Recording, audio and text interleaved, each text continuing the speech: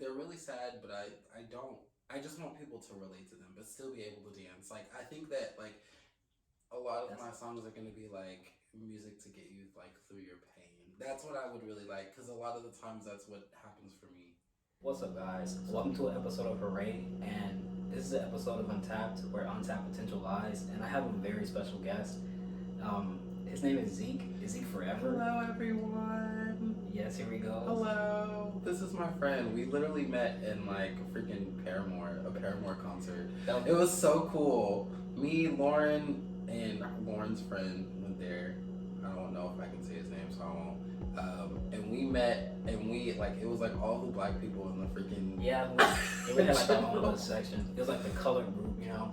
But, and we all like I still keep in contact with you and him, and it was so fun. I had so much fun that day. Yeah, it's very funny how music brings people together, you know. You were on my album, my first one. Yeah, I remember that. Yeah, I remember that. Yeah, we were really intoxicated that night. I feel like you were pretty high when we did that. Yes, we were.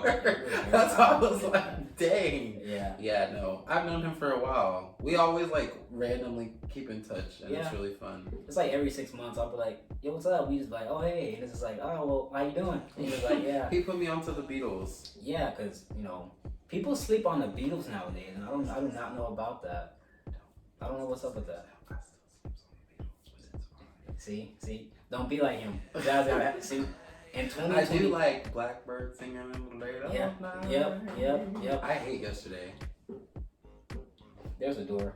Yikes. There's a door. Yep. I mean, it's just overplayed. It's giving like, okay. It has no hope, huh?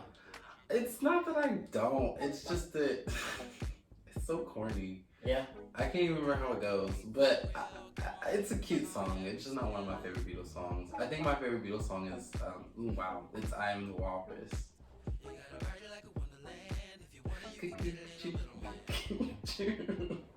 I am the Eggman. Woo! I am the Eggman.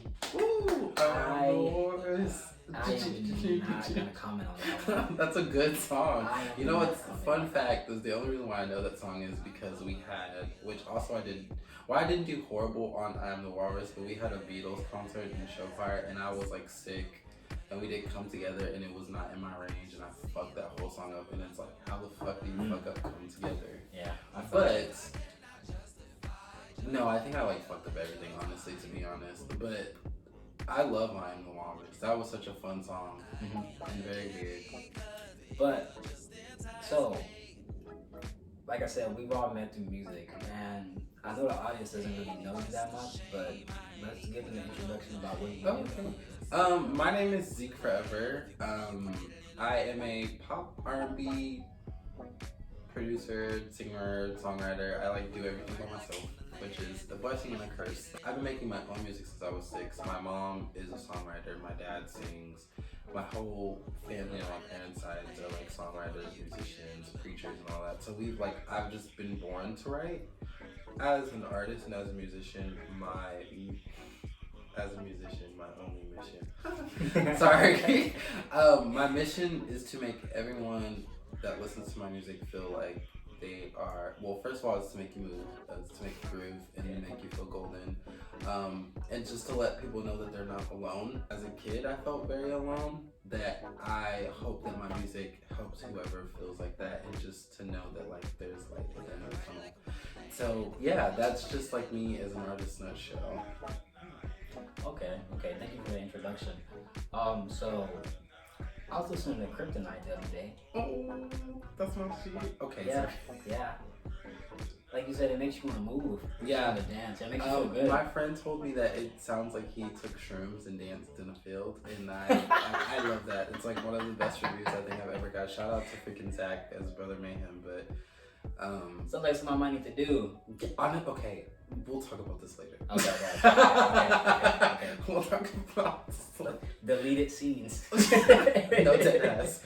But but Kryptonite's a really good album. Like I feel like you've really grown as an artist, like from your previous album to But the production was a little bit all over the place. So let's try to do like something a little bit more cohesive. I've always been obsessed with Solange, and so I'll probably actually my next album doesn't really have an interlude, which is interesting. But that one, it was really just telling a story about being alone. The pandemic happened. So okay, I'm about to like nerd out about myself for like 3 seconds, but before the pandemic happened, I was working and released a song called Blind, and I was working on an album called When I Feel, and everything was gonna be orange and blue, and like we had this whole idea and this whole concept. And when the pandemic happened, I didn't know what to do anymore. I hate being alone, and so I was forced to be alone. And so, on top of me like being alone, I was alone with this music that I like no longer could resonate with, and so I like scrapped everything and then did Kryptonite. And Kryptonite is it's one of my favorite records because it's literally like I can literally see from beginning to end every step of loneliness, from me being a hoe to like me being thankful for friends, for me just like being angry, for me overthinking. Every step of that is gonna be on Kryptonite. If you haven't listened to it yet, and that's why I love that record. And it's one of my favorite things I've ever done. It's baby number 2. Literally, like, you know how Lil Nas was like pregnant with his albums. That's how I feel. And it's like I always say this too when I like talk about albums, but I don't feel like people realize that like musicians, they're literally giving birth. Like we conceive music, and so for me, I'm always freaking the fuck out. Like the last week, I'm like the week after I release an album, or the week before I release an album, and then like maybe like the 3 months after releasing an album is like the most depressing I feel like I ever am. Because really, the week before, I'm so scared of like, what if I have an ugly ass baby? Like, what happens if no one likes it, and like it was all in vain, right? But as a parent and as like the artist, that baby's always gonna be mine. But it's always nerve wracking to like have this ugly baby and be like, hey world, here's my baby, and then they call it ugly. I don't know, it's just like one of those things. And then after the album is released, you have all of this like energy that you put into one thing, and then it's gone. Like you can't. I mean, you could be like Kanye West and take it back, but not really. So yeah, but anyway, that was a long rant about Kryptonite, and I love Kryptonite. It's one of my favorite things I've ever done, and I'm really proud of it. So, yikes. No, you're fine. Thank you for that.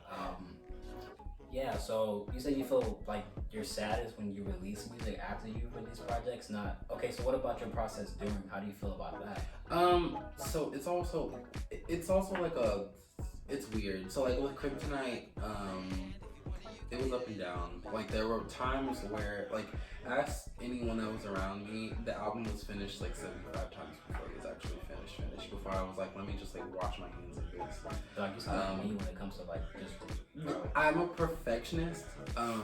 It's like not great. It's not good at all. It's not good at all. Because like you just literally shooting yourself in the foot. Like yes. Because like you could literally start on another project and like Yeah, just...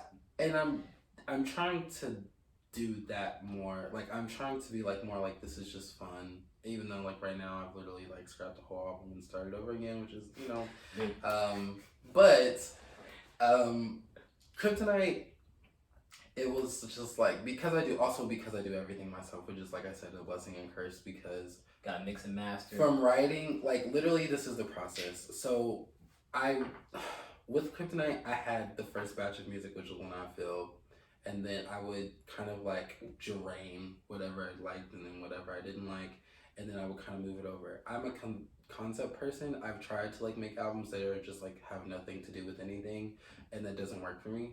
And so a lot of the songs, like Habit is a song that I released that was going to be on the album that wasn't on the album because it didn't go with anything. Even though everyone loved it and I feel like it would have been successful on that album, it had no place on it. Like I tried to force it in there and it wasn't working.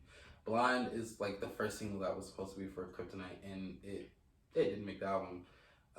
But you write it, then you have to produce it. Then, if you're like me, you want to storytell, and I do interludes. I do a shit ton of interludes. So, trying to blend two songs together, then you have to mix it. Then you have to mastering. But if you hate the mastering, or if you hate the mix, then you have to mix it again, then master it again, and it's just all over the place.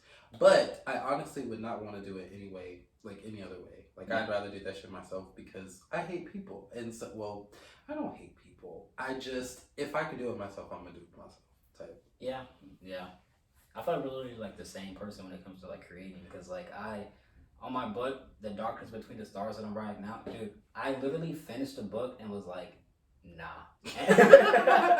That's how like, it is, nope. though. That's how it is. I'm, like now after we record this, I have to edit the shit myself. Probably. Good luck. Probably. I hate editing videos. Well, that and like I'm in school trying to write another poetry book. I'm trying to write another poetry book. It's just a lot, man. Jesus. Like you do everything yourself. It's like. And you know what's crazy is that even if I ever get signed, or like God, I hope I get signed. That's like one of my goals this year is to get signed this year. But like if I do get signed, I feel like I still would be doing everything by myself. I think that for me at least, a label is only a budget. I'm not like that is one of my conditions. I feel like I would have to have is that I would still have to have creative control. Question: so like, would you be like an independent artist? Or would you just like? Okay, so I am an independent artist now, and I hate it. Yeah, like okay.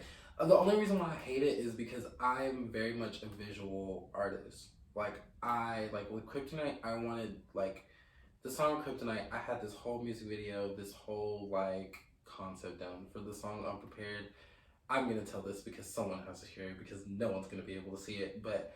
I was gonna be forever, like it was gonna be a frat party, and it was gonna be Forever University, which is FU. Mm-hmm. And so like I was gonna sell merch, and it was gonna be like yellow and blue, and I was gonna have this like whole thing, and like it didn't work out. But I like with a label, I feel like the budget would be there, and I feel like I would really be able to pop off through music videos because I see all of my songs as videos. Like this, I'm working on a project right now, which is not what I'm releasing something in like next week, which is like a surprise, but I guess it's not a surprise anymore. It's a remix album. It's called Just Until, and it's literally just to give people something just until the next record. Okay, yeah. But the next record that I'm working on, it has 3 titles right now. Sync and communication, and I already have like a concept. I really wish that I could do a short film. The issue is that I don't have budget. So if I am able to sign, or if I'm, and you know what, we're manifesting it. It's 22222 today. So I am manifesting that I'm going to be signed, but I would really like to do a short film, and I cannot do that with the budget that I have. Yeah. So that's the only reason why I would want to be signed. But I like being independent because I can literally do whatever I want. If I want I just like posted my ass as like one of the covers for like a remix, and like nobody's gonna be able to be like, no, you should just like tame down. So yeah. It's like pros and cons, but that was a long short answer to say yes that I would love to be signed, but still technically independent, I guess. No, so both ways. Answer my question. Yeah. So, like you said, you're releasing something. Is this like you said, a remix album? I am releasing, like I redid Blind, and then there's a new song on there, and then all of the other ones are like dance remixes, which are really fun. And they're really good too, so I'm excited about it. It's giving very K-Tronada with a little bit of like trance, with a little bit of like ravey type music. And I want to see if I can like meet that demographic. Like a rave demographic, and see if I could get my songs like bumping in like clubs. So that should be fun. I'm really excited about it actually. So yeah, because you, like I said, you definitely have like that feel good music, and we definitely need more music like that. Cause you know what's crazy is that a lot of my songs are really fucking depressing. They're really sad, but I just want people to relate to them, but still be able to dance. Like I think that like. A lot of my songs are going to be like music to get you like through your pain. That's what I would really like, because a lot of the times that's what happens for me. All right, guys. Thank you all for coming to today's episode. Thank you again, Zeke, for coming. No problem. I'm having some fun.